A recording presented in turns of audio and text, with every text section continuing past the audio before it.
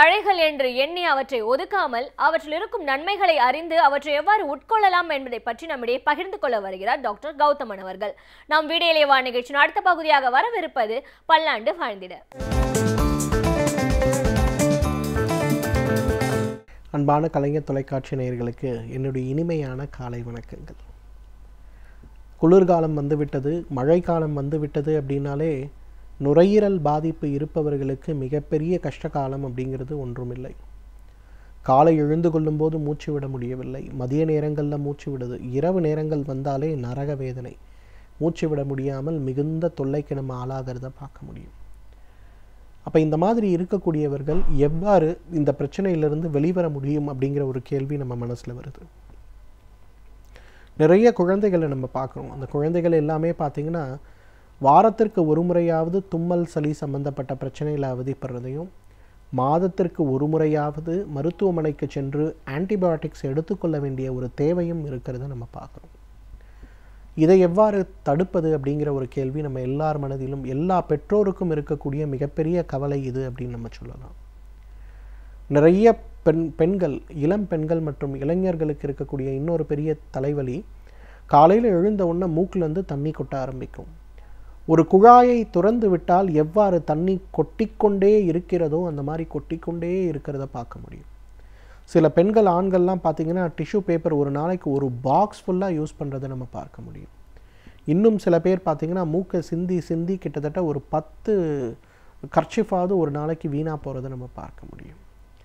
So அந்த அளவு நிறைய பாதிப்புகளை, நிறைய கஷ்டத்துக்கு உள்ளாகக்கூடியவர்கள் நிறைய பேர் இருக்கிறத நம்ம பார்க்குறோம். அப்போ எவ்வாறு இந்த பிரச்சனையிலிருந்து நாம் வெளிவர முடியும், எவ்வாறு இந்த பிரச்சனையை குணப்படுத்தி கொள்ள முடியும் அப்படிங்கிற ஒரு கேள்வி நம்ம எல்லார் மனதிலும் வரக்கூடிய கேள்வியாக இருக்கு இல்லையா? இதற்கு மிகப்பெரிய தீர்வளிக்கக்கூடிய ஒரு சாதாரண மூலிகை, நம்ம வீட்டு தோட்டங்கள்லேயே இருக்கக்கூடிய மூலிகை எது அப்படின்னு பார்த்தோம்னா முசுக்கை அப்படின்னு சொல்லக்கூடியது தான். பார்ப்பதற்கு கோவக்காய் மாதிரியே இலைகளை கொண்டிருக்கும். அந்த காம்புகள்லாம் பார்த்திங்கன்னா சிறு சிறு முட்கள் இருக்கிறத பார்க்க முடியும். அழகான பச்சை நிறமான காய்களாக இருக்கும். பழுக்கும்போது டார்க் ரெட், தூரத்தில் இருந்து பார்த்தா கூட ரொம்ப அழகாக சிவப்பு நிறமாக அது தெரியறத பார்க்க முடியும். அந்தளவுக்கு நம்ம தோட்டங்களில் முசுக்கை தமிழகத்தில் இல்லாத ஊரே இல்லை அப்படிங்கிற அளவுக்கு எல்லா ஊர்கள்லையும் வளர்ந்துருக்கக்கூடிய ஒரு அருமையான மூலிகை எது அப்படின்னு கேட்டிங்கன்னா அந்த முசுக்கையை தான் நம்ம சொல்லணும். இந்த முசுக்கை இன்றைக்கு சூரணமாக எல்லா நாட்டு மருந்து கடைகள்லையுமே நமக்கு கிடைக்கும். யாருக்கெல்லாம் நுரையீரல் சம்பந்தப்பட்ட பாதிப்பு இருக்கோ இந்த முசுக்கையுடைய சூர்ணத்தை கொண்டு வாங்க, ஒரு தேநீர் மாதிரி ப்ரிப்பேர் பண்ணுங்கள். ஒரு 200 மில்லி அளவுக்கு தண்ணீர் எடுத்து ஒரு தேக்கரண்டி சூரணம் அதில் போட்டு நல்லா கொதிக்க வைங்க. 100 மில்லியை அதை குறைங்க, வடிகட்டுங்க. சிறிதளவு தேன் அதில் கலந்து காலை ஒரு வேளை உணவுக்கு முன்பு, இரவு ஒரு வேளை உணவுக்கு முன்பு அப்படின்னு சாப்பிட ஆரம்பிங்க. உடலுடைய ஆரோக்கியம் நன்றாக முன்னேறதையும், இன்றைக்கு நம்ம யூஸ் பண்ணக்கூடிய நெபுலைசர் சம்மந்தப்பட்ட மருந்துகள், பஃப்னு சொல்லக்கூடிய மருந்துகள், சிலருக்கெலாம் வீசிங் வரும்போது ரத்தத்தில் நேரடியாக செலுத்தக்கூடிய மருந்துகள்லாம் இல்லாமல் உடம்பு நல்ல ஆரோக்கியமாக இருக்கிறது நம்ம பார்க்க முடியும்.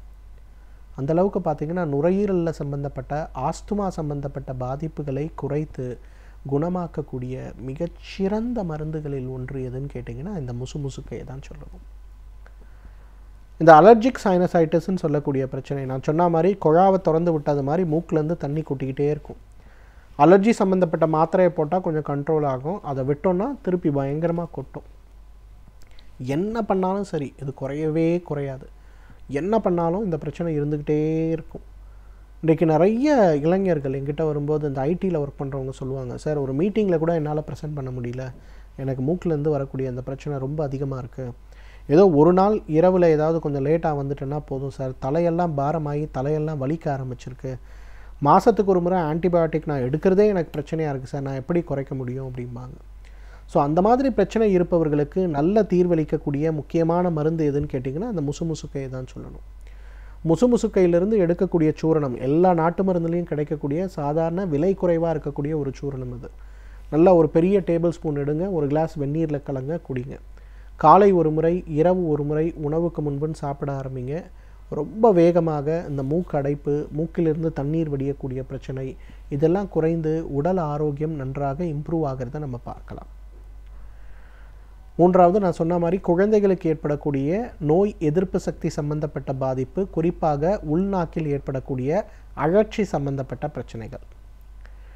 நிறைய பேர் இன்றைக்கி பார்த்திங்கன்னா சாப்பிடக்கூடிய உணவுகள் என்னதான் ஆரோக்கியமானதாக இருந்தாலும் கூட நோய் எதிர்ப்பு சக்திங்கிறது ரொம்ப பலவீனமாக இருக்கிறத பார்க்குறோம். அதனாலேயே பார்த்திங்கன்னா நிறைய குழந்தைகள் இன்றைக்கு ஆரோக்கியமான ஒரு வாழ்க்கை வாழ முடியாமல் இருக்கிறதையும், மருந்துகள் இல்லாத நாட்களே இல்லைங்கிற ஒரு கஷ்டம் அனுபவிக்கிறதையும் நம்ம பார்க்குறோம். அப்போ இயற்கையான முறையில் அந்த குழந்தைகளுடைய உடல் ஆரோக்கியத்தை எவ்வாறு நாம் மேம்படுத்த முடியும் அப்படின்னு பார்க்கும்போது அதற்கு முசுமுசுக்கை ஒரு மிகச்சிறந்த மருந்து அப்படின்னு சொல்லலாம்.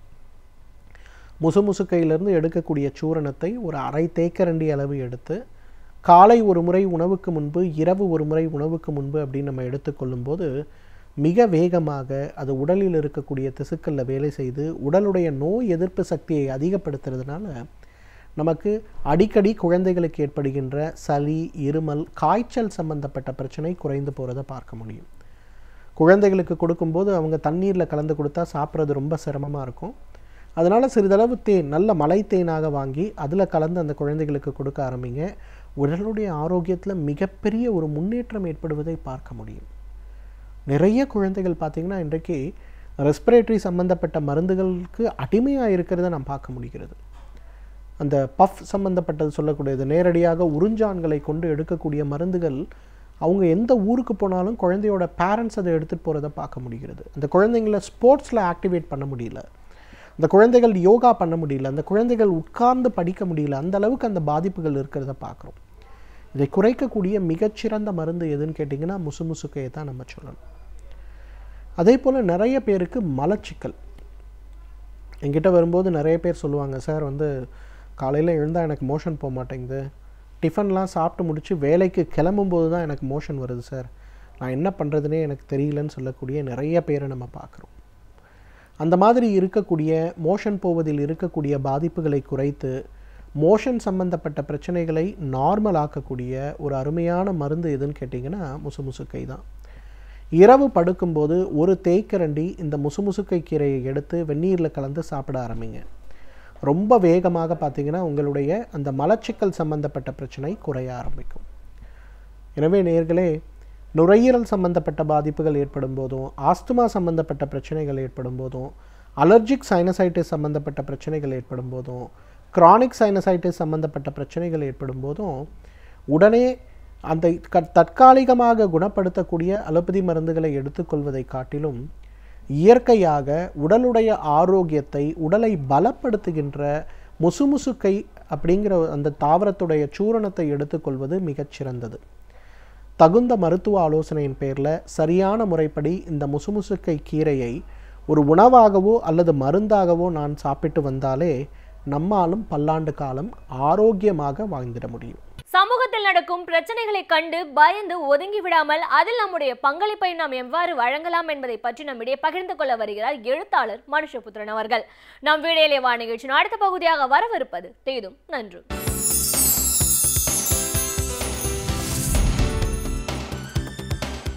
வணக்கம் நண்பர்களே, இன்னும் ஒரு இனிய காலை பொழுதில் தீதும் நன்றும் நிகழ்ச்சியில் உங்களை சந்திப்பதில் மிக்க மகிழ்ச்சி அடைகிறேன். பொதுமக்களுடைய வாழ்வாதாரத்தின் மீது அடிமேல் அடி விழுந்து கொண்டிருக்கிறது. முக்கியமாக சில தினங்களுக்கு முன்பு ஏற்றப்பட்ட பேருந்து கட்டணங்களினுடைய விலை உயர்வு. இந்த விலை உயர்வு என்பது ஒரு மிகப்பெரிய நெருக்கடியை மக்களுக்கு ஏற்படுத்தி இருக்கிறது என்பதில் சந்தேகமே இல்லை. மக்கள் ஆங்காங்கே கிளர்ந்தெழுந்து போராடக்கூடிய வகையில் இந்த பேருந்து கட்டண உயர்வு அமைந்திருக்கிறது. முக்கியமாக 50% கட்டண உயர்வு என்பது நினைத்து பார்க்க முடியாத ஒன்று. 50% கட்டண உயர்வை செய்வது என்பது மக்களை நேரடியாக அவர்கள் வயிற்றில் அடிக்கிற ஒரு வேலை என்பதில் மாற்றுக்கருத்து இருக்க முடியாது. இந்த அரசு செய்த ஒரு எதிர்பாராத ஒரு மிகப்பெரிய தாக்குதல் இது என்று சொல்லலாம். சில தினங்களுக்கு முன்பு போக்குவரத்து தொழிலாளர்களுடைய வேலை நிறுத்தம் நடைபெற்றது. அவர்கள் ஊதியக்குழுவினுடைய பரிந்துரையின் அடிப்படையில் ஊதிய உயர்வு கேட்டும், இன்னொரு புறம் அவர்களுடைய சேமிப்பு பணத்தை, அரசு வைத்திருக்கக்கூடிய பிஎஃப் போன்ற சேமிப்பு பணத்தை பல ஆண்டுகளாக கொடுக்காமல் வைத்திருப்பதை, அதை எடுத்து வேறு செலவினங்களுக்கு பயன்படுத்தியதை எதிர்த்து அந்த பணத்தை தங்களுக்கு கொடுக்க வேண்டும் என்றும் தொழிலாளர்கள் பெரிய போராட்டத்தை நடத்தினார்கள். இந்த சூழ்நிலையில் தான் போக்குவரத்து கழகம் நஷ்டத்தில் இயங்குகிறது என்று சொல்லி அவர்கள் கேட்ட கட்டண உயர்வையும் அவருடைய சேமிப்பு பணத்தையும் தொடர்ந்து தருவதற்கு மறுத்து வந்த மாநில அரசிற்கு அவர்களுடைய சேமிப்பு பணத்தை கொடுக்க வேண்டும் என நீதிமன்றம் உத்தரவிட்டிருக்கிறது. இப்படிப்பட்ட ஒரு சூழ்நிலையில் தான் இன்று வருவாய் ஈட்டுவதற்காக மக்களின் மீது நேரடியான இந்த தாக்குதலை போக்குவரத்து துறை செலுத்தி இருக்கிறது, தமிழக அரசு செலுத்தி இருக்கிறது என்று சொல்லலாம். இதை எப்படி நாம் புரிந்து கொள்வது? இதை எந்த அடிப்படையில் நாம் நியாயம் என்று சொல்வது என்று தெரியவில்லை. ஏனென்று கேட்டால், போக்குவரத்து துறை என்பது அடிப்படையில் பொது போக்குவரத்து எளிய மக்களினுடைய ஒரு போக்குவரத்திற்கான ஒரு அடிப்படையான ஒரு சாதனமாக இருக்கிறது. அப்படிப்பட்ட ஒரு போக்குவரத்து துறையை நீங்கள் இவ்வளவு தூரம் கட்டண உயர்வை செய்தால் அதன் மூலமாக மக்கள் எப்படி பொது போக்குவரத்து துறையை பயன்படுத்த முன் வருவார்கள்? இதன் காரணமாக ஒரு பெருமளவிற்கு தனியார் வாகனங்களை நோக்கி மக்கள் செல்வதற்கான ஒரு வாய்ப்பு இருக்கிறது. என்றால் தனியார் பேருந்துகளுக்கு நிகராக இப்பொழுது அரசு போக்குவரத்து கழகங்களுடைய கட்டணமும் உயர்த்தப்பட்டால் நாளை இதை காரணமாக காட்டி தனியார் வாகனங்களும் தனியார் போக்குவரத்து வாகனங்களும் அவருடைய கட்டணங்களை உயர்த்துவார்கள்.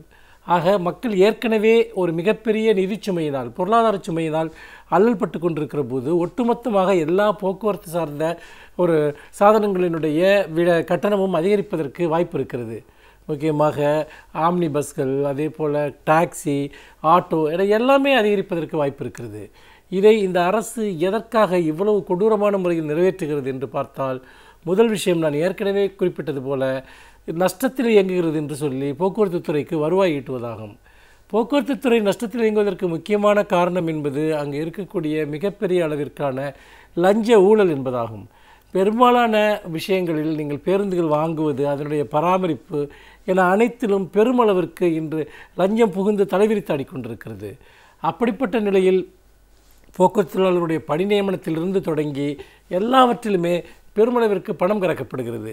பெருமளவு பணத்தை கொடுத்து பணிக்கு சேரக்கூடிய ஊழியர்கள் என்ன அக்கறையுடன் பணியாற்றுவார்கள்?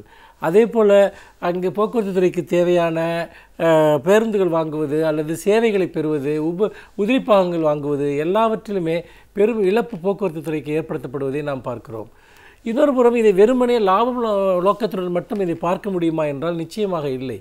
ஏனென்று கேட்டால், இன்றைக்கு நம்முடைய தமிழகத்தினுடைய ஒரு மிகப்பெரிய வலிமையே பலமே என்னவென்று கேட்டால், பொது போக்குவரத்தை பொறுத்த வரைக்கும் நாம் எந்த வட மாநிலங்களிலும் இல்லாத அளவிற்கு மிக வலிமையுடன் தமிழகம் இருக்கிறது என்பதுதான். அங்கெல்லாம் பல கிராமப்புறங்களுக்கு போக்குவரத்து வசதியே கிடையாது. இன்னும் மோசமான சாலைகளை கொண்ட பல ஊர்கள், நகரங்கள் வட மாநிலங்களில் இருக்கின்றன. வட மாநிலங்களுக்கு சென்று வந்தவர்களுக்கு அது தெரியும். ஆனால் தமிழகத்தை பொறுத்த வரைக்கும் ஒவ்வொரு குக்கிராமங்களுக்கும் கூட நாம் பேருந்து போக்குவரத்தை ஏற்படுத்தி இருக்கிறோம். அதன் காரணமாக பல்வேறு வளர்ச்சிப் பணிகளை நாம் சாத்தியப்படுத்தி இருக்கிறோம். ஆனால் இப்பொழுது இது போன்ற ஒரு விஷயத்தை செய்வதன் மூலமாக மக்கள் ஒரு பெரும் நெருக்கடிக்கு ஆளாக்கப்பட்டிருக்கிறார்கள். அதோடு மட்டுமல்ல, நீங்கள் இந்த கட்டண உயர்வு என்பது இன்றைக்கு இருக்கக்கூடிய பொருளாதார சூழ்நிலையில், அதுவும் ஜிஎஸ்டிக்கு பிறகு கடும் விலையேற்றம், வேலைவாய்ப்பின்மை, விவசாயத்தினுடைய வீழ்ச்சி, குறுந்தொழில்கள், சிறு தொழில்களுடைய வீழ்ச்சி, சிறு வணிகத்தினுடைய வீழ்ச்சி, இது அனைத்தும் நடந்து கொண்டிருக்கக்கூடிய சமயத்தில் ஏற்கனவே மக்கள் தங்களுடைய அன்றாட தேவைகளுக்கே அல்லாடி கொண்டிருக்கிற போது இப்பொழுது இதையும் கொண்டு வந்து மக்களிடம் திணித்தால் அவர்கள் எங்கு போவார்கள், என்ன செய்வார்கள்? ஆக போக்குவரத்து தொழிலாளர்கள் போராடினால் அதற்கான தண்டனையை மக்களிடம் இப்பொழுது இந்த அரசு கொடுக்க ஆரம்பித்திருக்கிறது. இதுதான் நாம் யதார்த்தத்தில் பார்க்கக்கூடிய ஒன்றாக இருக்கிறது. இன்னொன்று, இன்றைக்கு நிறைய அமைச்சர்களுக்கு சொந்தமாக பேருந்து வழித்தடங்கள், தனியார் பேருந்து வழித்தடங்களை அவர்கள் பயன்படுத்தி கொண்டிருக்கிறார்கள். அவர்களுடைய பேருந்துகள் ஓடிக்கொண்டிருக்கின்றன. இந்த அரசு கட்டண உயர்வின் காரணமாக அவர்களுடைய பேருந்துகளுடைய கட்டணம் உயர்வதற்கு வாய்ப்பு இருக்கிறது.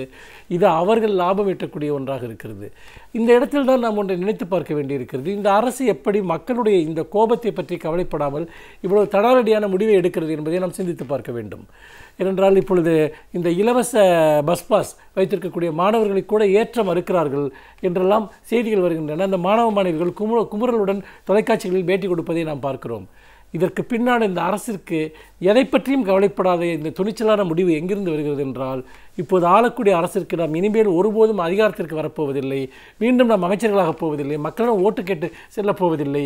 ஆகவே எரிகிற வீட்டில் பிடுங்கின வரைக்கும் லாபம் என்பது போல சுருட்டிக் கொள்வதை மட்டுமே, இன்னும் எத்தனை நாள் இந்த அமைச்சரவை இருக்கும் என்று தெரியாது, இந்த அதிகாரம் இருக்கும் என்று தெரியாது. அதன் காரணமாக மக்களுடைய அதிருப்தியை பற்றி கவலைப்படாமல் நாம் கிடைத்தவரை சுருட்டலாம் என்கிற ஒரு ஆணவ போக்கினுடைய வெளிப்பாடு தான் இந்த பேருந்து கட்டண உயர்வு. இதை திரும்ப பெறாவிட்டால் பெரும் கொந்தளிப்பு தமிழகத்தில் வெடிக்கும் என்பதில் சந்தேகமில்லை. மீண்டும் இன்னும் ஒரு புதிய சிந்தனையோடு உங்களை சந்திக்கிறேன். நன்றி, வணக்கம். பல்வேறு துறைகளில் பல சாதனைகளை படைத்த வல்லுநர்கள் அவர்களுடைய அனுபவங்களை நம்முடன் பகிர்ந்து கொள்ளும் போது அது நமக்கு சிறந்த தூண்டுகோலாக அமைகின்றது. அந்த வகையில் இன்றைய சிறப்பு விருந்தினர் யார் என்பதை பற்றியும் அவர்கள் என்ன செய்திகளை நம்முடன் பகிர்ந்து கொள்ள போகிறார்கள் என்பதையும் பார்க்கலாம். நாம் வீடியோலேயே வா நிகழ்ச்சியின் அடுத்த பகுதியாக வரவிருப்பது சிறப்பு விருந்தினர் பகுதி.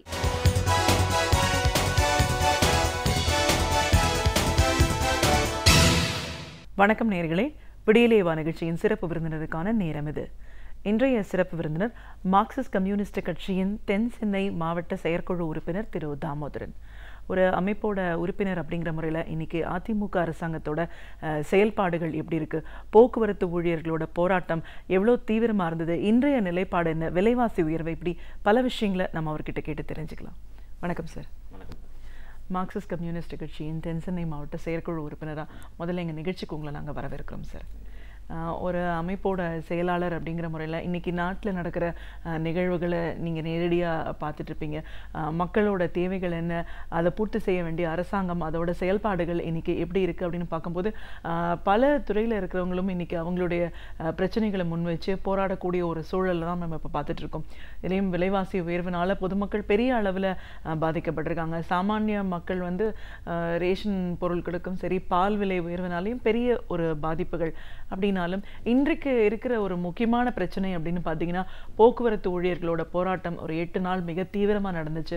அதற்கு அடுத்தபடியாக இன்னைக்கு வந்து பஸ் கட்டணத்தை வந்து பல மடங்கு மாநில அரசாங்கம் உயர்த்தி இருக்கு. ஸோ இந்த பிரச்சனை தான் பெரிய அளவில் ஒரு பாதிப்பை ஏற்படுத்தியிருக்கு. இது சார்ந்த விஷயங்களை தான் இன்னைக்கு நம்ம பேசணும் சார்.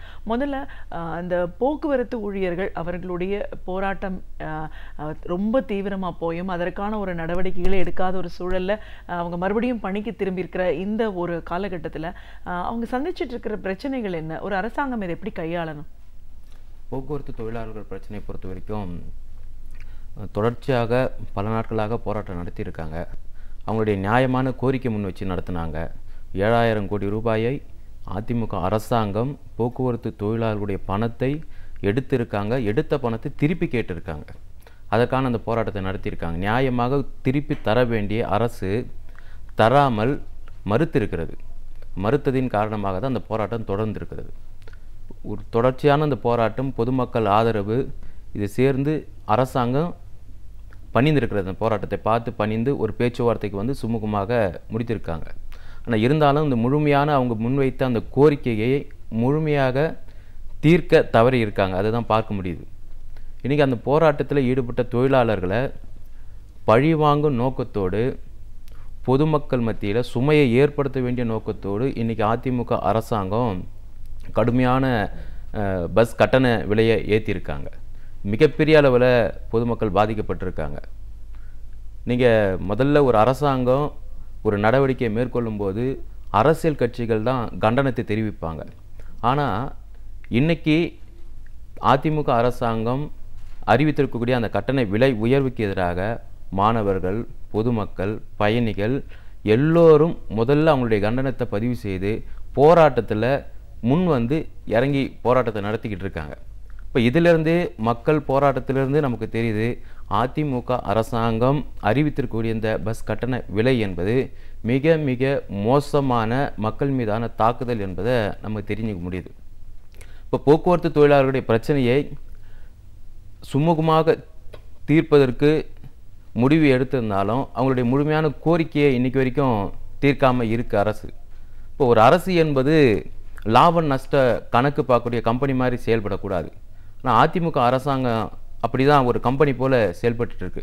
நியாயமாக சேர வேண்டிய அந்த தொகையை கொடுக்காம போராட்டம் நடத்தினீங்க, உங்களை பழிவாங்குற என்கிற நோக்கத்தோடு இன்றைக்கி பஸ் கட்டண விலையை உயர்த்தி பொதுமக்களுக்கும் போக்குவரத்து தொழிலாளருக்குமான பிரச்சனையை தமிழக அரசாங்கம் உருவாக்கியிருக்கு. இன்றைக்கி பல இடங்களில் நாங்கள் பார்க்குறோம். அந்த பல இடங்களில் பார்க்கும்போது போக்குவரத்து தொழிலாளர்களுக்கும் பயணிகளுக்குமான பிரச்சனையாக அது மாறி போய் நின்றுட்டுருக்கு. அப்போது ஒரு நிர்வாக திறனற்ற ஒரு தன்மையில் ஒரு அரசாங்கம் செயல்படுவதனுடைய ஒரு உதாரணமாக தான் இன்றைக்கி இருக்கக்கூடிய அதிமுக அரசாங்கத்தினுடைய செயல்பாடுகளை நம்மளால் பார்க்க முடியுது. கண்டிப்பா சார். இப்போ இந்த விலைவாசி உயர்வு அப்படின்னு நம்ம பேசும்போது நம்மளுடைய போக்குவரத்து அப்படின்னு பார்த்தீங்கன்னா கிராமப்புறங்கள்ல எல்லாம் நம்மளால போகவே முடியாத ஒரு இடங்களுக்கு கூட பஸ் வசதி இருக்கு. மாணவர்களை பொறுத்த வரைக்கும் சலுகை விலையில பஸ் பாஸ் அப்படி எல்லாம் கொடுத்துட்டு இருக்கிற ஒரு சூழல்ல இன்னைக்கு பல மடங்கு உயர்வு. இப்போ 10 ரூபாய் கொடுத்து ஒருத்தங்க டிக்கெட் வாங்கியிருந்தாங்கன்னா அவங்களது அப்படியே 20 ரூபாய் அப்படிங்கிற ஒரு நிலைக்கு இன்னைக்கு போயிருக்கு. சாதாரண அடித்தட்டு மக்கள், தின கூலிகளாக பணிபுரிபவர்கள், வியாபாரிகள் இவர்கள்லாம் தான் வந்து அதிகமாக இந்த போக்குவரத்துல பயன்படுத்தக்கூடிய ஒரு சூழல்ல அவங்க ஒரு நாள் சம்பாதிக்கிற ஒரு சம்பாதியத்துல பாதியை வந்து போக்குவரத்துக்காக ஒரு செலவிடுற ஒரு சூழல் இன்னைக்கு இருக்கு. இப்ப சாமானிய மக்களை பொறுத்த வரைக்கும் இந்த விலைவாசி, போக்குவரத்தோட விலை உயர்வு, பஸ் கட்டண உயர்வு எவ்வளவு தூரம் பாதிச்சிருக்கு? கடுமையான அளவில் பாதிப்பை ஏற்படுத்தியிருக்கு உங்களுக்கு. இன்றைக்கி நீங்கள் கிராமப்புறங்களில் பார்த்தீங்கன்னா ஒரு 5 ரூபாய் செலவு செய்து பேருந்து பிடிச்சி செல்ல முடியாத நிலையில் இருக்கக்கூடிய ஏராளமான லட்சக்கணக்கான கிராமத்தில் மக்கள் இருக்காங்க. இப்போ அவங்கள பற்றி கூட கொஞ்சம் கூட கவலை இல்லாத ஒரு அரசாக இன்றைக்கி இருக்குது.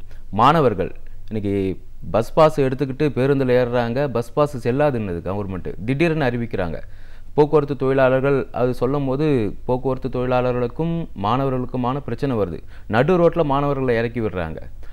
பாஸ் வச்சுருக்கக்கூடிய பழைய பாஸ் வச்சுருக்கக்கூடிய பயணிகள் கூட பாதியிலே இறக்கி விடப்படுறாங்க. அவங்க முன்கூட்டியே அறிவிக்காமல், ஒரு முன் திட்டமிடலே இல்லாமல் நடு ராத்திரியில் கட்டண விலை உயர்வை உயர்த்தி மக்களையும் மாணவர்களையும் பொதுமக்களையும் மிகப்பெரிய அளவில் துன்பத்துக்குள்ளாகியிருக்காங்க. ஒரு கடுமையான பாதிப்பு தான் இந்த கட்டண விலை உயர்வு என்பது. ஒரு கடுமையான பாதிப்பு நகரத்தில் மட்டும் இல்லை, கிராமப்புறங்களில் சாதாரண பேருந்துகள் செல்ல முடியாத கிராமங்களில் கூட அந்த சாதாரண பேருந்துகள் போகக்கூடிய இடங்களில் அந்த பேருந்துகளை பயன்படுத்தக்கூடிய மக்கள் மத்தியில் கூட மிகப்பெரிய ஒரு சிரமத்தை ஏற்படுத்தியிருக்கு. இன்றைக்கி 2 விஷயங்கள் நான் வந்து சந்திச்சிட்டேன். நானும் பேருந்தில் தான் வந்தேன். ஒரு வாரத்துக்கு முன்னாடி வரும்போது 4 ஸ்டாப்புக்கு 7 ரூபாய், இன்றைக்கி வரேன் 4 ஸ்டாப்புக்கு 15 ரூபாய். 2 மடங்கு, 1 மடங்கு 100 மடங்கு அதிகரிச்சிருக்காங்க கட்டணத்தை. ஒரு மிகப்பெரிய கொள்ளைன்னு சொல்லலாம். இது கட்டண உயர்வுன்னு சொல்ல முடியாது. ஒரு விலையை உயர்த்துறாங்கன்னா அது ஒரு நியாயமான காரணம் இருக்கும். எந்தவித நியாயமான காரணமே இல்லாமல் கொள்ளையடிக்கும் நோக்கத்தோடு அந்த கட்டண உயர்வு 100 மடங்கு ஏற்றிருக்காங்க. இது ஏற்றுக்கொள்ளவே முடியாது. எனவே தான் எங்கள் கட்சியின் சார்பாக தமிழ்நாடு முழுவதும் இன்றைக்கி எங்களுடைய போராட்டத்தை நாங்கள் நடத்துகிறோம். பொதுமக்கள் சாரசாரியாக வராங்க, பயணிகள் சாரசாரியாக வராங்க. இந்த கட்டண உயர்வை ஒருபோதும் ஏற்றுக்க முடியாது, ஒரு நியாயமற்ற கட்டண உயர்வு என்பதை தெரிவிச்சிருக்காங்க. இந்த கட்டண உயர்வால் கடுமையான பாதிப்பை 2-3 நாட்கள்லேயே தமிழ்நாட்டில் கூடிய அத்தனை பகுதி மக்களும், அதாவது 2 கோடி பேர் பேருந்தை பயன்படுத்திட்டு இருக்காங்க. அந்த 2 கோடி பேரும் கடுமையான அளவில் பாதிப்புக்குள்ளாயிருக்காங்க. கண்டிப்பா சார். இப்போ ஒரு பக்கம் இந்த இந்த பேருந்துகளை பத்தி நம்ம பேசும்போது புறநகர் பேருந்துகளை பத்தி நம்ம சொல்லியே ஆகணும். வெளியூர் போகணும் அப்படின்னும் போது இன்னைக்கு தமிழ்நாட்டில் நீங்க எடுத்துக்கிட்டீங்கன்னா சென்னையிலிருந்து கன்னியாகுமரி வரைக்கும் இன்னைக்கு எல்லாருமே பணி நிமித்தமா சென்னையில வந்து பணிபுரியறத பார்க்குறோம்.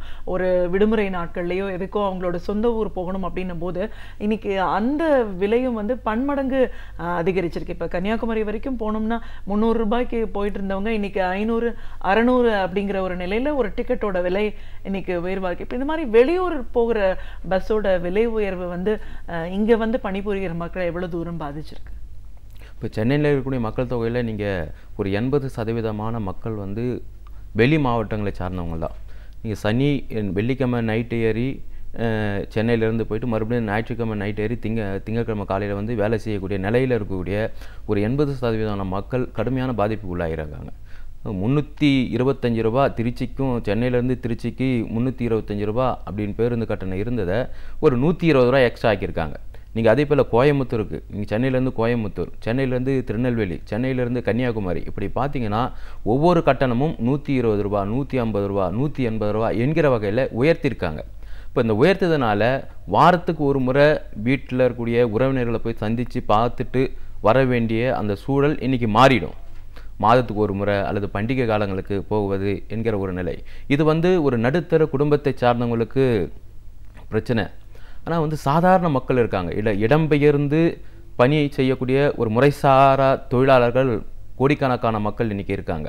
இப்போ சென்னை நகரத்தில் இருக்கக்கூடிய கிராமப்புறங்களிலிருந்து வந்து தங்கி வேலை செய்து சனிக்கிழமை ஞாயிறு கிராமங்களுக்கு போகக்கூடிய அந்த மக்கள் ஒரு கடுமையான பாதிப்புக்குள்ளாக இருக்காங்க. போக முடியாத சூழல் என்பது இருக்குது அவங்களுக்கு. அதனால் வந்து புறநகர் பேருந்து வசதியும் ரொம்ப குறைவு. அதே போல் அந்த புறநகரில் அந்த பேருந்து வசதியை பயன்படுத்தக்கூடிய மக்களும் மிகப்பெரிய பாதிப்புக்குள்ளாயிருக்காங்க என்பது தான் இந்த கட்டண உயர்வு நமக்கு உணர்த்துது. பொதுவாகவே விலைவாசி உயர்வை பொறுத்த வரைக்கும் இன்னைக்கு தமிழகத்தில் அதிகரிச்சுட்டு இருக்கிறது தான் நம்ம பார்க்குறோம். தொடர்ச்சியாக இருக்கிற இந்த 7 ஆண்டு கால அதிமுக ஆட்சியிலையும் சரி, இந்த கடந்த ஓராண்டு ஜெயலலிதா அவர்களுடைய மறைவுக்கு பிறகு நிறைய முடிவுகளை வந்து மாநில அரசாங்கம் எடுத்திருக்கு. அதில் குறிப்பிட்டு சொல்லணும் அப்படின்னா இந்த பால் விலை உயர்வு அப்படின்னு சொல்லலாம். அடித்தட்டு மக்கள், சாமானிய மக்கள் அத்தியாவசியமான ஒரு பொருளாக இருக்கக்கூடிய பால் சர்க்கரை விலை உயர்வு எவ்வளவு பெரிய ஒரு தாக்கத்தை ஏற்படுத்தியிருக்கு. நீங்கள் ஜெயலலிதா மறைவுக்கு முன்னாள் முதல்வர் ஜெயலலிதா மறைவுக்கு பிறகு உருவான அதிமுக அரசாங்கம் கொஞ்சம் கூட துளி கூட மக்கள் நலன் குறித்து சிந்திக்கக்கூடிய அரசாகவே கிடையாது. அதனால தான் உங்களுக்கு ஒரு பிரச்சனைன்னு வந்துட்டாக்கா உடனே ஒரு பொருள் மீது விலையை ஏற்றி அதை சரி செய்யலாம் என்கிற ஒரு நிலைக்கு இன்றைக்கி இருக்கக்கூடிய அரசாங்கம் இருக்குது. அது அரசாங்கம் இருக்க முடியாது. அப்படிலாம் ஒரு பிரச்சனையை தீர்க்கணும்னு சொன்னாக்கா அது துறை ரீதியாக அதில் இருக்கக்கூடிய சிக்கல்களை தீர்த்துட்டு மக்களுக்கு துன்பங்கள் ஏற்படாத வகையில் அதனுடைய செயல்பாடுகள் இருக்கணும். கடந்த கால அரசுகள்லாம் அப்படி தான் இருந்தாங்க. ஆனால் இப்போ இருக்கக்கூடிய இந்த ஓராண்டு காலமாக இருக்கக்கூடிய தமிழ்நாட்டில் கூடிய அதிமுக அரசாங்கம் சுமைகள் வரும்போது அந்த சுமைகளை மக்கள் தலையில் சுமத்தி அந்த மக்களை வந்து துன்பத்துக்குள்ளாகக்கூடிய வகையில் தான் நடவடிக்கைகள் ஏற்படுறாங்க. பால் விலை விலை உயர்வாக இருந்தாலும், அல்லது வந்து சர்க்கரை விலை உயர்வாக இருந்தாலும், இன்றைக்கி பஸ் கட்டண விலை உயர்வாக இருந்தாலும், எல்லாமே அப்படியே மக்கள் தலையில் சுமத்தக்கூடிய வகையில் தான் இன்றைக்கி இருக்கக்கூடிய அரசாங்கம் இருக்குது. இப்போ அரசுடைய வேலை என்ன? வெறும் சட்டசபையை கூட்டுவது, அல்லது வந்து நூற்றாண்டு விழாக்களை நடத்துவது, அரசு விழாவை நடத்துவது, இது மட்டும்தான் அரசுனுடைய வேலையா? மக்கள் துயரங்களை சந்திக்கும் போது அதை தீர்க்கக்கூடிய அரசாக இருக்கணும். எனவே இப்போ இருக்கக்கூடிய அரசாங்கம் அதாவது ஏற்கனவே சொன்னதை போல் ஒரு நிர்வாக திறனற்ற அரசாக இருக்குது. ஒரு நிர்வாக திறன் இருந்திருந்தால் பிரச்சனைகளை மக்கள் மீது சுமத்தாமல் அவர்கள் மீது சுமையை சுமத்தாமல் தீர்க்கக்கூடிய அரசாக இருக்கும். இப்போ அப்படிப்பட்ட ஒரு அரசாக கிடையாது. ரெண்டாவது என்னென்னா, இவங்க இந்த ஓராண்டு காலமும் அதிமுகவில் இருக்கக்கூடிய பதவி சண்டைக்காகவே அவங்களுடைய அரசனுடைய ஒட்டுமொத்த கால நேரத்தையும் அதற்கு பயன்படுத்தியிருக்காங்க. அந்த கால நேரத்தில் மக்கள் பிரச்சனையை பேசுவதற்கு, மக்கள் பிரச்சனையை தீர்ப்பதற்கு அவங்க செலவிட்டுறாங்கன்னா இந்த பிரச்சனைக்கு இன்றைக்கி வந்திருக்காது. போக்குவரத்து தொழிலாளர்கள் பிரச்சனையாக இருந்தாலும், அல்லது பஸ் கட்டண விலை உயர்வாக இருந்தாலும் அது வந்திருக்காது. எனவே அதில் செலவு செய்யாமல் இவர்கள் பதவியை யார் எந்த பொறுப்பை பயன்படுத்துவது என்கிற அந்த விஷயத்தில் அரசனுடைய ஒட்டுமொத்த செயல்பாடும் அதில் இருந்ததுனால தான் இன்றைக்கி மக்கள் மிகப்பெரிய சிரமத்தை சந்திச்சுட்டு இருக்காங்க. ஒரு மக்களுக்காக தான் ஒரு அரசாங்கம் இருக்குது. மக்கள் பிரச்சனையை தான் வந்து ஒரு பிரதான விஷயமா எடுத்து ஒரு அரசு செயல்படணுன்ற ஒரு சூழல்ல இன்னைக்கு இருக்கிற இந்த போக்குனால மக்களோட பாதிப்பு, பரிதவிப்பு அப்படின்னா இன்னைக்கு எந்த நிலைக்கு போயிருக்கிறாங்க? அதாவது மக்கள் நல அரசுன்னு சொன்னாக்கா மாநில அரசாங்கங்களை பொறுத்த வரைக்கும் எப்படி வரையறைச்சுன்னா சேம நல அரசுன்றோம். ஒரு சேம நல அரசுன்னு சொன்னாக்கா அது முழுக்க மக்களுக்கு சேவை செய்யக்கூடிய அரசாக இருக்கணும். ஆனால் இன்றைக்கி இருக்கக்கூடிய அரசாங்கம் மக்கள் துன்பத்தில் சிக்கிக்கிட்டு இருக்காங்க. இந்த நேரத்தில் 50,000 ரூபாய் இருந்த சட்டமன்ற உறுப்பினருக்கான சம்பளத்தை 1,05,000 ரூபா மாற்றுறாங்க. இதிலிருந்து நமக்கு தெரியுது இன்றைக்கி இருக்கக்கூடிய அரசாங்கம் மக்கள் பிரச்சனையில் கொஞ்சம் கூட கவலை இல்லாமல் இருக்கக்கூடிய அரசாக இருக்கு என்பதை இதிலிருந்து நமக்கு தெரியுது. மிகப்பெரிய துயரங்களுக்கு உள்ளாயிருக்காங்க தமிழக மக்கள். இன்றைக்கி காலையில் கூட ஒரு நண்பரை பார்த்து பேருந்தில் வரும்போது பார்த்து பேசினேன்.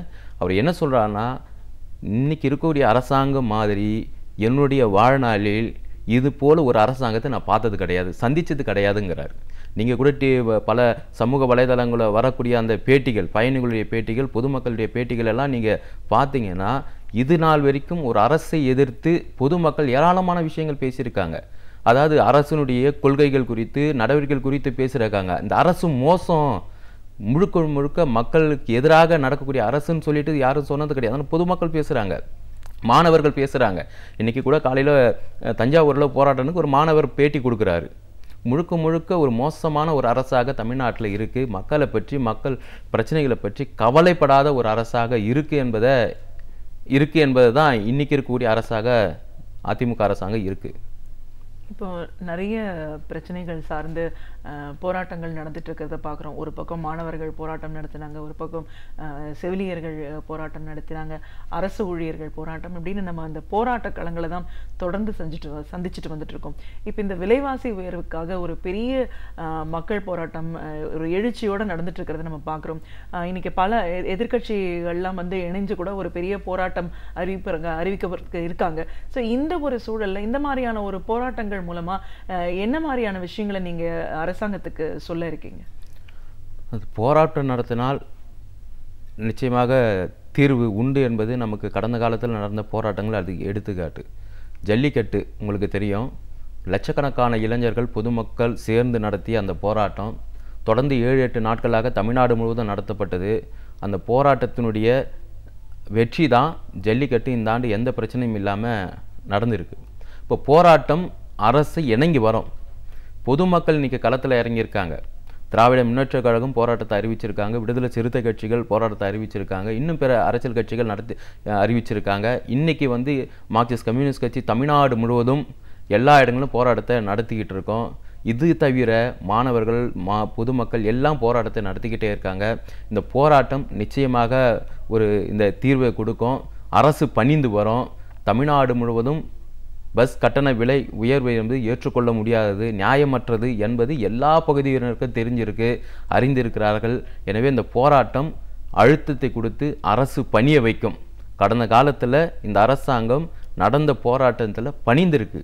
அது எடுத்த நடவடிக்கையெல்லாம் தவறான நடவடிக்கை என்பதனுடைய விளைவு தான் அது ஜல்லிக்கட்டாக இருக்கட்டும், மீத்தேனாக இருக்கட்டும், கதிரமங்கலம் இருக்கட்டும், இப்படி எல்லா பிரச்சனைகளிலும் போராட்டம் நடத்தி தான் வெற்றி பெற்றிருக்கிறார்கள். அந்த போராட்டம் நடத்திய அந்த மக்கள் தான் இன்றைக்கும் பஸ் கட்டண விலை உயர்வுக்கு எதிராக போராட்டத்தை நடத்த துவங்கியிருக்க இந்த போராட்டம் இன்னும் நாட்கள் செல்ல செல்ல அது அதிகரிக்கும். நிச்சயமாக இந்த அரசாங்கம் பஸ் கட்டண விலையை திரும்ப பெறவில்லை என்று சொன்னால் தமிழ்நாட்டு மக்கள் விடமாட்டாங்க. இந்த அரசாங்கத்தோட செயல்பாடுகள் வந்து மக்கள் மத்தியில் ஒரு பெரிய ஒரு தாக்கத்தை ஏற்படுத்தியிருக்கு. இனிமே இது தொடரக்கூடாது அப்படின்ற ஒரு மனநிலையில் இன்னைக்கு பொதுமக்கள் அனைவரும் இருக்கிற ஒரு சூழலை நம்ம பார்த்துட்டு இருக்கோம். என்ன மாதிரியான ஒரு மாற்றம் இன்னைக்கு மக்கள் தேவைப்படுதுன்னு நினைக்கிறாங்க? அவங்களுடைய தேவைகளை ஒரு பூர்த்தி செய்யக்கூடிய ஒரு அரசாங்கம்னா என்ன செய்யணும் அப்படின்ற ஒரு எதிர்பார்ப்பு இருக்கு இன்னைக்கு. மக்களுடைய அடிப்படை பிரச்சனைகளை தீர்க்கணும் என்பதை இன்றைக்கி இருக்கக்கூடிய பொதுமக்கள் எதிர்பார்த்துட்டு இருக்காங்க. கடந்த ஓராண்டு காலமாக மக்களுடைய அடிப்படை பிரச்சனைகள் எதுவும் தீர்க்கப்படலை. கடந்த காலத்தில் இருந்த அரசுகள் ஏராளமான பிரச்சனைகள் இருந்தாலும் மக்களுடைய அடிப்படை பிரச்சனைகளை தீர்ப்பதில் கவனம் செலுத்திட்டு இருந்தாங்க. அப்படியே மக்கள் தலையில் அந்த சுமையை சுமத்தக்கூடிய அரசாக கிடையாது. நீங்கள் இந்த ஓராண்டில் நீங்கள் பார்த்தீங்கன்னா ஏராளமான பிரச்சனைகளை தமிழ்நாட்டு மக்கள் சந்திச்சுட்டு இருக்காங்க. அது ரூபாய் நோட்டு செல்லாதுன்னு என அறிவித்த பிறகு ஜிஎஸ்டி, இப்படி எல்லா விஷயங்களையும் நீங்கள் பார்த்தீங்கன்னா ஒரு மௌனமாக கொஞ்சம் கூட எதிர்ப்பு உணர்வே இல்லாத ஒரு அரசாக மத்திய அரசாங்கம் ஜிஎஸ்டியும் ரூபாய் நோட்டு செல்லாது என்கிற ஒரு அறிப்பை விடுவித்த போது தமிழ்நாட்டு மக்கள் கடுமையாக பாதிக்கப்பட்டாங்க. இப்போ ஒரு எதிர்ப்பே தெரிவிக்காமல் அமைதியாக மௌனமாக இருந்தாங்க அரசு. இப்போ அந்த மக்கள் பார்த்துக்கிட்டு தான் இருக்காங்க, எல்லாரையும் பார்க்குறாங்க. ஒரு அரசாங்கம்னு சொன்னாக்கா மக்களுக்கு செயல்படணும், மக்களுக்காக சேவை செய்யணும். ஆனால் அமைதியாக மௌனமாக பதவிக்காக இருக்கக்கூடிய அரசெல்லாம் அவங்க ஒருபோதும் ஏற்றுக்க மாட்டாங்க. இப்போது இந்த சூழலில் தமிழ்நாட்டு பொதுமக்கள் மத்தியில் ஒரு மாற்றத்தை ஏற்படுத்தியிருக்கு. அதனுடைய உதாரணம் நீங்கள் எடுத்து பார்த்தாக்கா நீங்கள் ஆர்கே நகர் தேர்தல் அதுக்கு ஒரு உதாரணமாக இருக்கலாம். பணம் பட்டுவாடா ஒரு பக்கம் இருந்தாலும் வேறு வழியே இல்லாமல் அதிமுகவை தோற்கடிக்க வேண்டும், ஆளுங்கட்சியில் நிலையில் இருக்கக்கூடிய அதிமுக வேட்பாளரை தோற்கடிக்கப்பட வேண்டும் என்கிற அந்த உணர்வோடு தான் மக்கள் வாக்களித்திருக்காங்க. அது ஒரு எடுத்துக்காட்டு. தமிழ்நாட்டு மக்கள் மாற்றத்தை விரும்பி இருக்காங்க. அதனுடைய ஒரு அடையாளமாக தான் இன்னைக்கு தமிழக அரசுக்கு எதிராக பஸ் கட்டண விலை உயர்வுக்கு எதிராக நடத்தக்கூடிய போராட்டங்கள். நீங்கள் ஒரு அமைப்போட தென் சென்னை மாவட்ட செயற்குழு உறுப்பினர் அப்படிங்கிற முறையில் இன்னைக்கு சென்னை பொறுத்த வரைக்கும் எப்படி இருக்குது? சென்னை மாநகராட்சி ஒரு காலகட்டத்தில் ஒரு உதாரணமாக செயல்பட்ட திமுக ஆட்சி காலத்தில் பொறுத்த வரைக்கும் தளபதி அவர்கள் மேயராக இருந்த காலம் தொட்டு தன் தொடர்ச்சியாக திமுக ஆட்சி காலத்திலையும் சென்னை மாநகராட்சி பொறுத்த வரைக்கும் அதற்கான ஒரு அடையாளத்தோடு இருந்ததை நம்ம பார்த்துருக்கோம். இப்போது இன்னைக்கு சென்னை மாநகரை பொறுத்த வரைக்கும் என்ன மாதிரியான ஒரு பிரச்சனைகளை நம்ம சந்திச்சுட்டு இருக்கோம்? சென்னை மாநகராட்சின்னு ஒன்று இருக்கா என்பதே தெரியல. இப்போ ஒரு சென்னை மாநகராட்சி செயல்படக்கூடிய மாநகராட்சியாக இருந்தால் அங்கங்கே இன்றைக்கி மழை பெய்ந்த பிறகு சாலையெல்லாம் ரொம்ப மோசமாக இருக்குது, கால்வாய்கள் மோசமாக இருக்குது, சுகாதார சீர்கேடுகள் அதிகமாக இருக்குது, எங்கே பார்த்தாலும் குப்பை கூலங்களாக இருக்குது. இதெல்லாம் சீர் செய்திருக்கணும். ஓராண்டு கழித்த பின்பும் சென்னை மாநகராட்சியில் பல இடங்களில் நீங்கள் அந்த பிரச்சனைகள் அப்படியே கிடக்கு. நீங்கள் சாலைகள்லாம் நீங்கள் பார்த்தீங்கன்னா உட்புற சாலைகள், நீங்கள் பிரதான சாலைகள், அதாவது மந்திரிமார்கள் போகக்கூடிய சாலைகள் மட்டும் பலபலன்னு இருக்குது. ஆனால் மக்கள் பயன்படுத்தக்கூடிய புறநகர் பகுதி சாலைகள்லாம் பார்த்தீங்கன்னா இன்னும் தூசு, அதில் வந்து ஏராளமான பள்ள மேடுகள் கொண்ட சாலைகளாகவே இருக்குது. இன்னமும் சரி பண்ணலை. கேட்டாக்கா என்ன சொல்கிறாங்க, இன்னும் உள்ளாட்சி நிர்வாகத்திலேருந்து எங்களுக்கு அதிகாரம் கொடுக்கல, மாநகராட்சியிலேருந்து அதிகாரம் கொடுக்கலன்றாங்க. மாநகராட்சியினுடைய காலக்கெடு முடிந்தாலும் அதை சரி செய்ய வேண்டிய பொறுப்பு வந்து தமிழக அரசுக்கு இருக்குது. தமிழக அரசு அது செய்யாமல் அமைதியாக இருக்குது. ரொம்ப மிக மோசமாக இருக்குது. சென்னை மாநகராட்சி மெட்ரோபாலிட்டன் சிட்டின்றாங்க, இந்தியாவிலே 3வது முக்கிய நகரமாக இருக்காங்க. அப்படி பட்டியலிட்டவங்களாம் சென்னை மாநகரத்துக்குள்ளே வந்து பார்க்கணும். மாநகரத்துக்குள்ளே புறநகர் பகுதிக்குள்ளே வந்து பார்த்தா தான் தெரியும் சென்னை மாநகராட்சி மிக மோசமான அளவுக்கு, அதாவது கடந்த காலங்களில் இல்லாத அளவுக்கு மிக மோசமாக காட்சியளிக்குது. சென்னை மாநகராட்சியில் இருக்கக்கூடிய சாலைகள், சுகாதார பிரச்சனைகள், சாக்கடைகள் எல்லாமே மிக மோசமாக இருக்குது. இப்போ இதெல்லாம் வந்து தீர்க்காமல் வேறு ஏதோ விஷயங்கள்ல அவங்க வந்து கவனம் செலுத்திட்டு இருக்காங்க என்பதை நம்ம பார்க்க முடியுது. நீங்கள் கடந்த காலங்களில் திராவிட முன்னேற்ற கழகத்தினுடைய ஆட்சி காலத்தில் கூட நீங்கள் பார்த்தீங்கன்னா தலைவர் ஸ்டாலின் இருந்தபோது கூட ஏராளமான பாலங்கள் திறக்கப்பட்டது. அந்த காலத்தில் கட்டப்பட்ட பாலங்கள் இந்த ஆட்சி காலத்தில் என்ன திறக்காமல் கிடப்பில் போட்டிருக்காங்க. புதிய பாலங்கள் கிடையாது, போக்குவரத்து சாலைகள் கிடையாது, அது புதிய சாலைகள் அமைக்கப்படுவதும் கிடையாது, ஏற்கனவே பழுதடைந்த சாலைகளை புதுப்பிப்பதும் கிடையாது. சென்னை மாநகராட்சியினுடைய நிலை இப்படி தான் இருக்குது. மார்க்சிஸ்ட் கம்யூனிஸ்ட் கட்சியின் தென்சென்னை மாவட்ட செயற்குழு உறுப்பினர் அப்படிங்கிற முறையில் இன்னைக்கு மாநில அரசாங்கத்தோட ஒரு செயல்பாடுகள் எப்படி இருக்கு, குறிப்பாக போக்குவரத்து ஊழியர்கள் பிரச்சனை அப்படின்னு வரும்போது அதை அவங்க கையாண்ட விதம், அந்த பிரச்சனைக்கான ஒரு தீர்வு தேடக்கூடிய ஒரு சூழல்ல அந்த விலைவாசி உயர்வை ஏற்படுத்தி இந்த எல்லா சுமையும் மக்கள் தலையில கொண்டு போய் சுமத்தின இந்த விதம் இன்னைக்கு ஒட்டுமொத்தமாக ஒரு ஸ்தம்பிக்கிற ஒரு செயலற்ற தன்மையில மாநில அரசாங்கத்தோட செயல்பாடு எப்படி இருக்குன்னு உங்களுடைய பார்வையில் பல விஷயங்களை எங்களோட நீங்க பகிர்ந்ததுக்கு நன்றி. நாள்தோறும் பல புதிய தகவல்களை நம்முடன் பகிர்ந்து கொள்ளும் பேராசிரியர் சுபவீர பாண்டியன் அவர்கள் இன்று என்ன தகவலை நம் முன் வைக்கப் போகிறார் என்பதை பார்க்கலாம். நாம் வீடியோ நிகழ்ச்சியின் அடுத்த பகுதியாக வரவிருப்பது ஒன்றே சொல் நன்றே சொல்.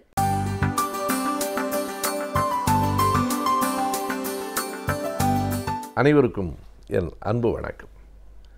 அண்மையில் சிங்கப்பூருக்கும் மலேசியாவிற்கும் சென்று வருகிற ஒரு வாய்ப்பினை பெற்றிருந்தேன். சிங்கப்பூரில் 2 செய்திகள் ஒரு பெரும் மகிழ்ச்சியை எனக்கு மட்டுமல்ல தமிழர்களாக இருக்கிற ஒவ்வொருவருக்கும் தரக்கூடியதாக இருந்தன. ஒன்று, அங்கே தமிழர்கள் பேசுகிற நல்ல தமிழ், அங்கே இருக்கிற ஊடகங்கள் பேசுகிற நல்ல தமிழ், அங்கே இருக்கிற கல்விக்கூடங்களில் சொல்லித்தரப்படுகிற நல்ல தமிழ்.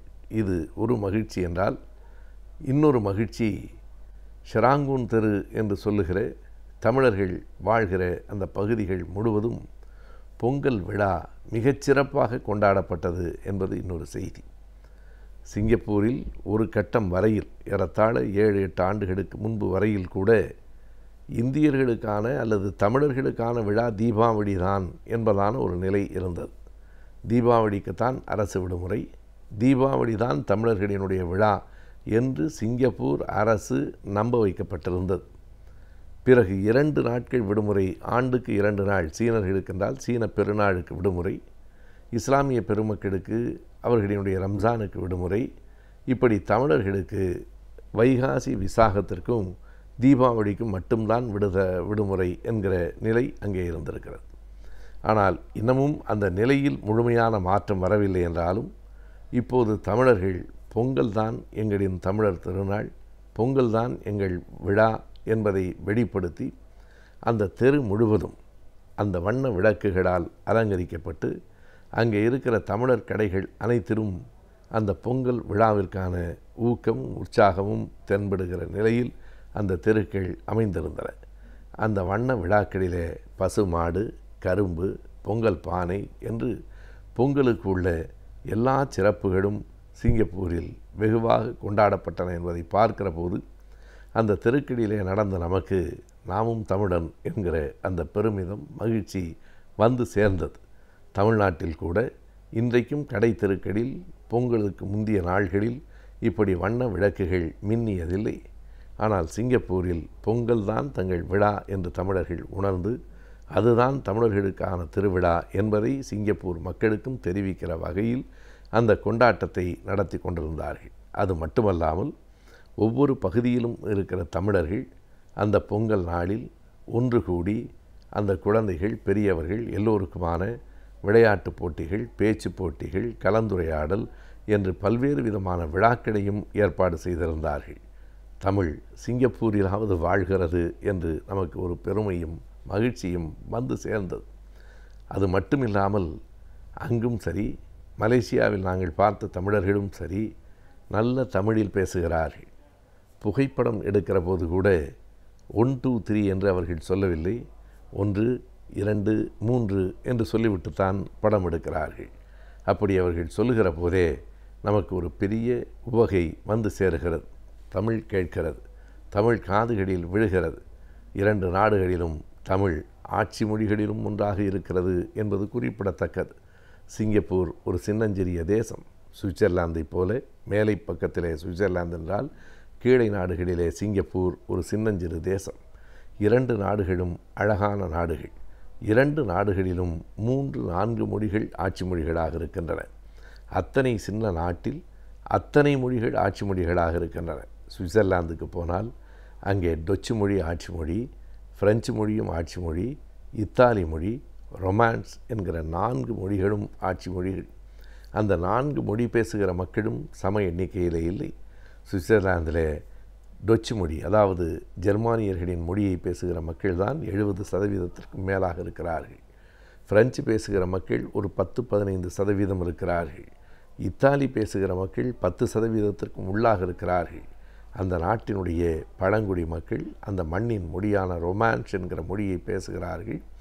அவர்கள் 2% குறைவாகத்தான் இருக்கிறார்கள். ஆனால் 70% பேசுகிற மொழிக்கும் 2% பேர் பேசுகிற மொழிக்கும் சம உரிமை, சம வாய்ப்பு, சம மதிப்பு சுவிட்சர்லாந்திலே அளிக்கப்பட்டிருக்கிறது. அதை போலத்தான் சிங்கப்பூருக்கு வந்தால் மலாய் மொழி, சீன மொழி, ஆங்கில மொழி, தமிழ் மொழி என்கிற 4மே போற்றப்படுகின்றன. அங்கே சீனர்கள்தான் சிங்கப்பூரில் எண்ணிக்கையில் கூடுதலாக இருக்கிறார்கள். மலாய் மக்கள் 2வது இடத்தில், தமிழர்கள் 7% தான்.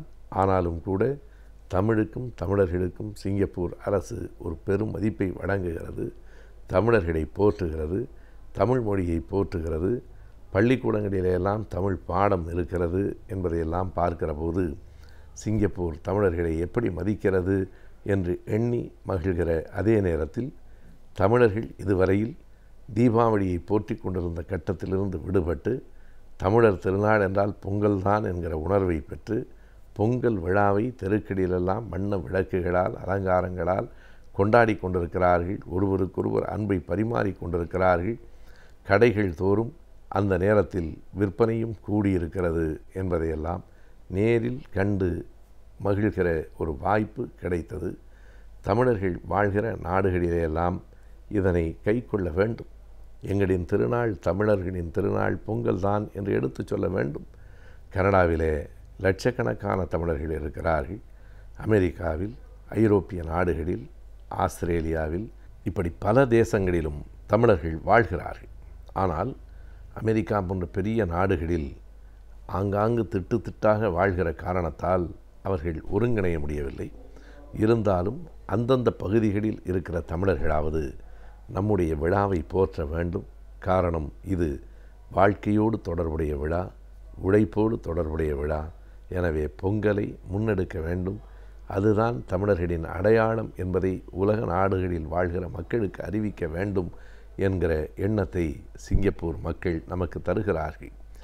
அங்கே வாழ்கிற தமிழர்கள் என்ன சொல்லுகிறார்களோ அதுதான் ஒட்டுமொத்த தமிழ் இனத்தினுடைய அடையாளமாக அந்தந்த நாட்டு மக்களால் அறியப்படும். எனவே அங்கு வாழ்கிற மக்களினுடைய கடமையாகவே அதனை நான் பார்க்கிறேன். அந்த கடமையை மிகச் செம்மையாக செய்திருக்கிற மக்களாக சிங்கப்பூர் மக்கள் இருக்கிறார்கள். சிங்கப்பூர் நகரத்தின் அழகு, சிங்கப்பூர் மக்களினுடைய வாழ்க்கை நெறிமுறைகள் எல்லாம் கவர்ந்தன.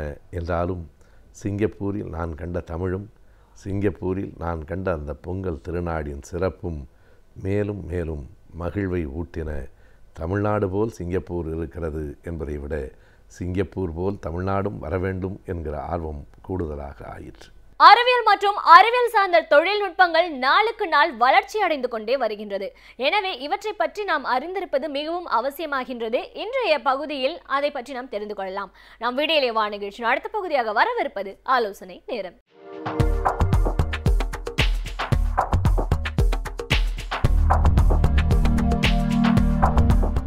இனிய காலை வணக்கம் நேயர்களே.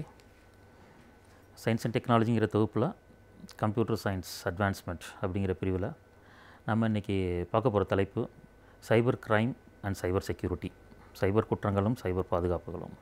இப்போது டைப்ஸ் ஆஃப் க்ரைம்ஸ் என்னென்ன இருக்குது, இன்டர்நேஷ்னல் லெவலில் எப்படி அட்டாக் ஆகுது, இந்தியன் லெவலில் எப்படி அட்டாக் ஆகுது, இப்போ அதை எப்படி அவாய்ட் பண்ணலாம், என்னென்ன அவேர்னஸ் கோர்சஸ்லாம் பண்ணலாம், அதில் எல்லாமே இப்போ நம்ம இந்த பிரிவில் நாம் பார்க்க போகிறோம். இப்போது இன்டர்நெட் தான் எல்லாத்துக்குமே மூல காரணம். இன்டர்நெட்டில் நம்ம நிறைய பாசிட்டிவ் திங்ஸ் பண்ணலாம். But at the same time நெகட்டிவாகவும் நிறைய ஹேக்கர்ஸ் வந்து இன்டர்நெட் யூஸ் பண்ணி நெகட்டிவ் சைட் பண்ணுறாங்க. அது எந்த மாதிரி பண்ணுறாங்க அப்படின்னா, இப்போ நம்ம person against cyber crime against person, cyber crimes against government, cyber crime against industry, இந்த மாதிரி நிறைய பிரிவுகள் இருக்குது.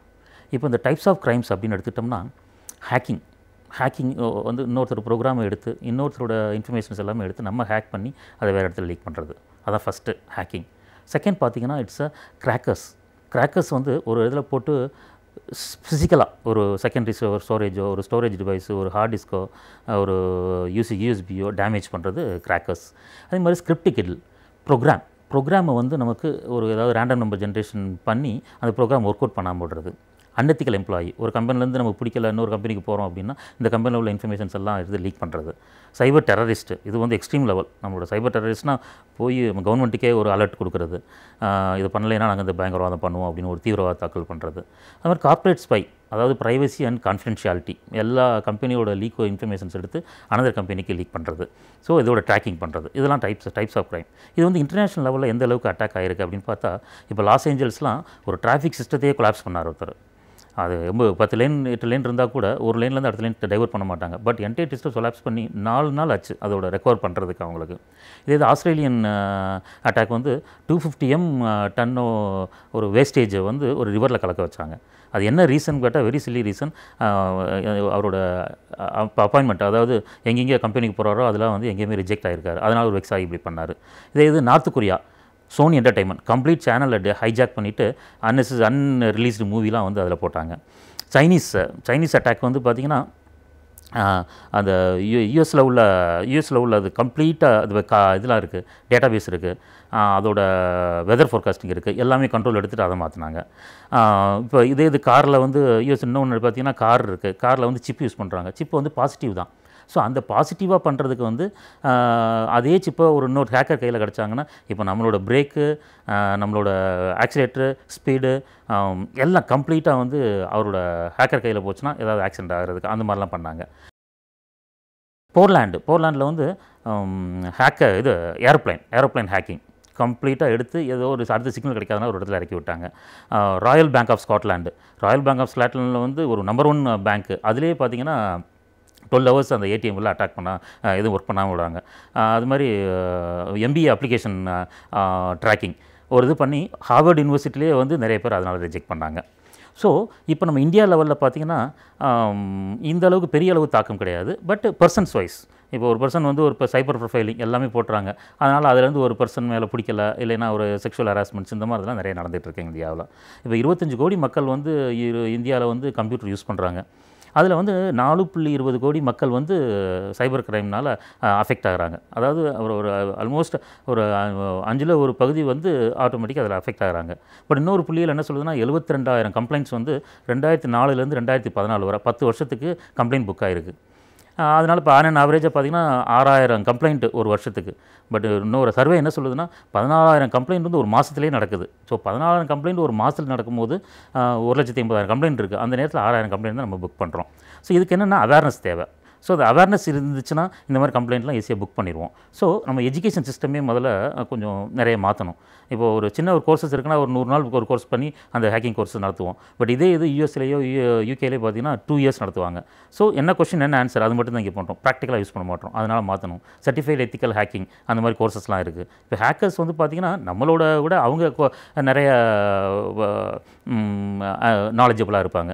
இப்போ நம்ம ஒரு ப்ரோக்ராம் எழுதுகிறோம், அதை வந்து நம்மளோட அந்த ஐடியாவை ஹேக் பண்ணி அது எப்படி ஒர்க் பண்ணாமல் இருக்கிறது அப்படிங்கிறத திங்க் பண்ணும்போது நம்ம இந்த மாதிரி கோர்சஸ்லாம் நிறைய பண்ணால் தான் அதோட லூப் ஹோல்ஸ்லாம் நமக்கு தெரியும். இப்போ பெங்களூரில் பார்த்தீங்கன்னா cyber crime first cyber crime police station இருக்குது. இப்போ மகளிர் காவல் நிலையம் இருக்கிற மாதிரி சைபர் க்ரைம் போலீஸ் ஸ்டேஷன்ஸ் இருக்குது. அதுக்கப்புறம் ஒரு 4-5 இடத்துல தான் சைபர் க்ரைம் போலீஸ் ஸ்டேஷன்ஸ் தனியாக இருக்குது. ஸோ இந்த மாதிரி தான் அதிகமாக கொண்டு வரணும்.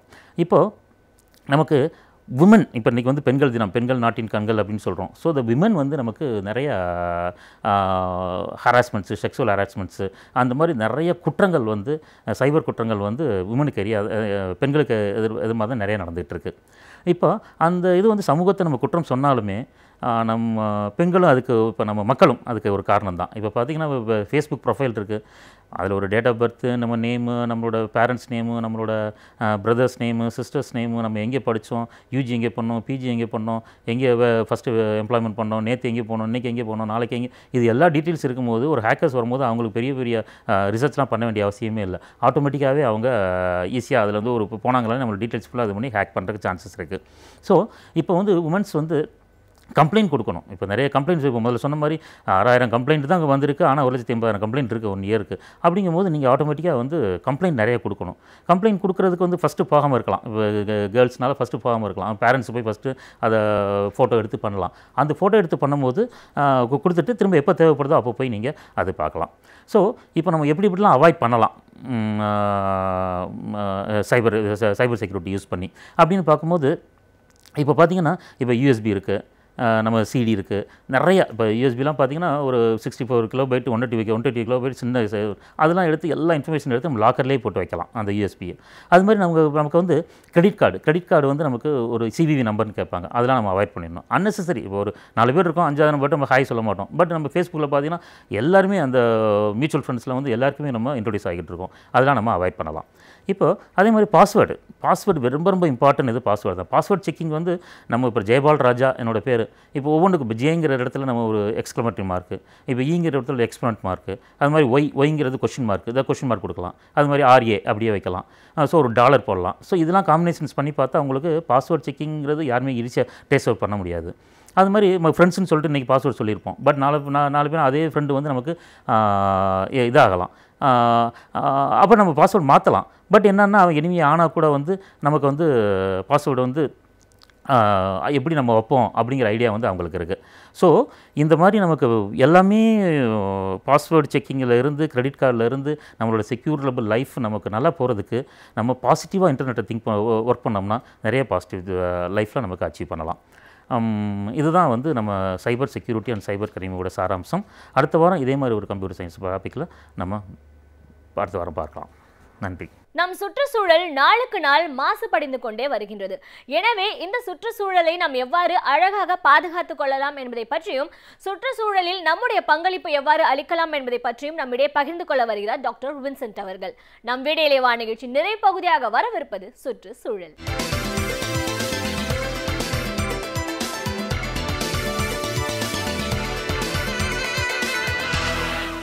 தொழில் வளர்ச்சி என்பது ஒரு நாட்டினுடைய பொருளாதாரத்திற்கு மிகவும் முக்கியமான ஒரு தேவையாக இருக்கிறது. ஆனால் அத்தகைய தொழில் வளர்ச்சியின் மூலம் ஏற்படுகிற நன்மைகளும், அதிலும் குறிப்பாக சுற்றுச்சூழலுக்கு ஏற்படுகிற தீமைகள் அந்த தொழில் புரட்சிக்கும் அல்லது தொழில் வளர்ச்சிக்கும் ஒரு தடையாகத்தான் இருந்து கொண்டிருக்கிறது. இதுவரை எடுத்துக்கொண்டால் ஒரு நாட்டில் ஏற்படுகிற தொழில் புரட்சி என்று சொல்கிறோமே, அந்த தொழில் புரட்சியில் நாம் பெற்றிருக்கிற பின்னடைவு என்று பார்க்கிற பொழுது நம்முடைய சுற்றுச்சூழல் அனைத்தையுமே ஒரு சீர்கேடாக மாற்றி அமைத்திருக்கிறோம். ஆனால் தான் பல தொழில்களை உருவாக்குகிற பொழுது அங்கு ஏற்படுகிற சுற்றுச்சூழல் சீர்கேடு ஒரு பெரிய எதிர்மறையான தாக்கத்தை தந்திருக்கிறது. ஏனென்றால் அங்கு ஏற்பட்டிருக்கிற அந்த மாற்றங்கள் மனிதனுக்கு மட்டுமல்ல, விலங்குகள் கூட அத்தகைய சூழல் உருவாகியதனுடைய காரணமாக தற்சமயம் தொழில் முனைவோர் எத்தகைய முன்னெச்சரிக்கையாக தங்களுடைய தொழிலை ஆரம்பிக்க வேண்டும் என்ற பல வழிகாட்டுதல் வந்திருக்கிறது. இன்னும் குறிப்பாக சொல்ல வேண்டுமென்றால், கிரீன் ட்ரிபுனல் என்று சொல்லப்படுகிற அந்த பசுமை தீர்ப்பாயமே அந்த நோக்கத்தை அடிப்படையாக வைத்து தான் உருவாக்கப்பட்டது. இதை நான் குறிப்பிடுவதற்கு ஒரு சில காரணங்கள் இருக்கிறது. இந்தியாவை போன்ற நாடுகள் விவசாயத்தை முக்கியத்துவம் கொண்ட ஒரு நாடாக, விவசாயத்தை பொருளாதார அடிப்படையாக வைத்திருக்கிற ஒரு நாடாக இருந்து கொண்டிருக்கிற அதே நேரத்தில் தொழில் முனைப்பிலும் நான் முன்னுக்கு வர வேண்டும் என்ற ஒரு ஆர்வம் இருக்கிறது. ஆனால் நம்முடைய நாட்டை பொறுத்தளவில் 2 தொழில் மிகவும் முக்கியமானது. ஆனால் அதில் முன்னேற்றம் அடைந்திருக்கிறோமா இல்லையா என்பது தான் இன்றைக்கு கேள்வியாக இருக்கிறது. ஒன்று விவசாயம். ஏனென்றால் நம்முடைய பொருளாதாரமே விவசாயத்தை அடிப்படையாக வைத்திருக்கிற பொருளாதாரம். விவசாயத்தை தொழிலாக செய்கிற பொழுது ஆரம்ப கட்டத்தில் அதில் ஒரு சில சுற்றுச்சூழல் சீர்கேடு வந்தால் கூட, ஏனென்றால் பல மலைகளை வனங்களை அழித்து தான் அதை உருவாக்கியிருந்தோம். ஆனால் அந்த தொழில் இயற்கையோடு அமைந்திருப்பதனுடைய காரணமாக நம்முடைய மக்களுக்கு உணவை தரக்கூடிய ஒரு காரணியாக அது இருப்பதனால் சுற்றுச்சூழலுக்கு ஒரு பெரிய சீர்கேடு வந்தது என்று சொல்ல முடியாது. ஏனென்றால் நாம் விளைவிக்கிற பயிர்கள், காய்கறிகள் நமக்கு உதவியாக இருப்பதோடு இல்லாமல் அது இயற்கையினுடைய தொழிலாகவே அது அமைந்திருப்பதனுடைய காரணமாகத்தான் விவசாயம் என்று சொல்லப்படுகிற ஒரு தொழிலாக நாம் அதை சிறப்பாக செய்திருந்தோம் என்றால் நம்முடைய விவசாயமும் மேன்மை பெற்றிருக்கும், விவசாயிகளும் மேன்மை அடைந்திருப்பார்கள். அதோடு நம்முடைய மக்களுக்கு உணவை தரக்கூடிய தன்னிறைவு உருவாகியிருக்கும். ஆனால் இந்த சமபாடில் ஒரு சில சிக்கல் உருவானதற்கே காரணம் என்னவென்று கேட்டால், நம்முடைய தொழில் முயற்சியில், புரட்சியில் நம்முடைய சுற்றுச்சூழலை எந்த அளவிற்கு கெடுத்திருக்கிறோம் என்பதைத்தான் இன்றைக்கு நாம் புரிதலாக கொண்டு அவற்றுக்கு ஏற்ற நடவடிக்கை செய்து கொண்டிருக்கிறோம். இன்னொன்று, இந்த விவசாய தொழிலில் நாம் சில செயற்கையான விஷயங்களை உள்புகுத்தியதனுடைய காரணமாகத்தான் அதிலும் ஒரு சுற்றுச்சூழல் பிரச்சனை ஏற்பட்டது. ஆனால் அதையும் தாண்டி நாம் தொழில் முனைகிற பொழுது, வேறு வகையான தொழிலை முனைகிற பொழுது நம்முடைய சுற்றுச்சூழலவே ஒட்டுமொத்தமாக அழித்து நம்முடைய காற்றையும், தண்ணீரையும், நிலத்தையும், வான மண்டலத்தையும் கெடுத்து வைத்திருக்கிறோம் என்பது இன்றைக்கு நிதர்சனமான உண்மையாக இருக்கிறது.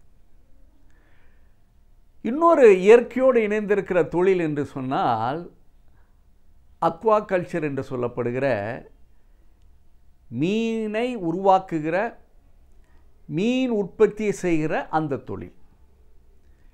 ஏனென்றால் இந்த 2 தொழில்களும் ஒரு நாட்டினுடைய ஒரு முக்கிய அங்கமாக இருப்பதோடு இல்லாமல் ஒரு நாட்டினுடைய பொருளாதாரத்தையும் மக்களுடைய உணவு தன்னிறைவையும் அது உறுதி செய்கிறது என்பதை இன்று மட்டுமல்ல, அது தொடர்ந்து அந்த நிலை இருந்தால் அது அந்த நாட்டிற்கு பெரிய நன்மை தரும் என்பதுதான் நிதர்சனமாக உண்மையாக இருக்கிறது. அதன் அடிப்படையில் இந்த மீன் உற்பத்தி தொழிலை செய்கிற பொழுது நம்முடைய நீர்நிலைகள் சுத்தமாக இருந்திருக்கும். இன்றைக்கு மீன் வளர்ப்பு என்பது பல நிலையில் இருக்கிறது. ஒன்று கடலிலிருந்து பெறக்கூடிய அந்த மீன், இன்னொன்று நன்னீர் என்று சொல்லப்படுகிற குளத்தில் இருக்கின்ற அதிலிருந்து உருவாகிற மீன்கள், ஆற்றிலிருந்து உருவாகிற மீன்கள், இன்னும் குளம், குட்டைகள் இது போன்ற இடங்களில் நீர்நிலைகளெல்லாம் உருவாகிற ஒவ்வொரு இடத்திலுமே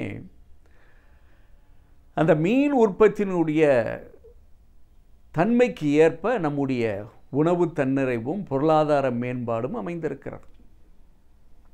ஆனால் இன்றைக்கு அந்த மாதிரி மீன் உற்பத்தியில் நாம் சற்று பின்தங்கி கொண்டே வருவதற்கு காரணம் என்னவென்றால், எப்படி விவசாயம் அதனுடைய நிலம் விவசாய உற்பத்திக்கு தொழிலுக்கு உகந்ததாக இல்லாமல் இருக்கிறதோ அதுபோன்றுதான் நம்முடைய நீர்நிலைகளும் அவ்வாறு உருவாகி கொண்டிருக்கிறது. அதன் அடிப்படையில் வைத்து பார்க்கிற பொழுதுதான் இன்று சொல்கிறேன், நம்முடைய நாட்டிற்கு உகந்த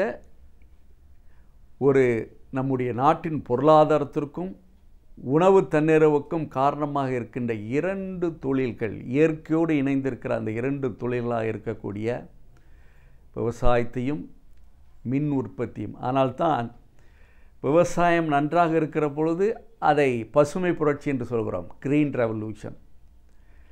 நம்முடைய மீன் உற்பத்தி அதிகமாக இருக்கிற பொழுது அதை ப்ளூ ரெவல்யூஷன் என்று சொல்கிறோம், நீல புரட்சி என்று.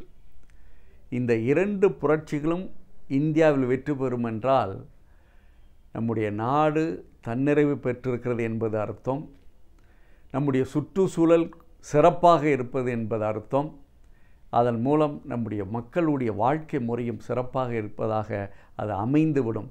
ஆனால்தான் இன்னும் சொல்ல வேண்டுமென்றால் நம்முடைய நாடு இந்த 2 தொழில்களிலையும் முனைப்பாக செயல்பட்டு ஒரு நல்ல முன்னேற்றத்தை பெறுகிற பொழுது நம்முடைய சுற்றுச்சூழல் சிறப்பாக இருக்க வாய்ப்பு அமையமாக இருக்கிறது.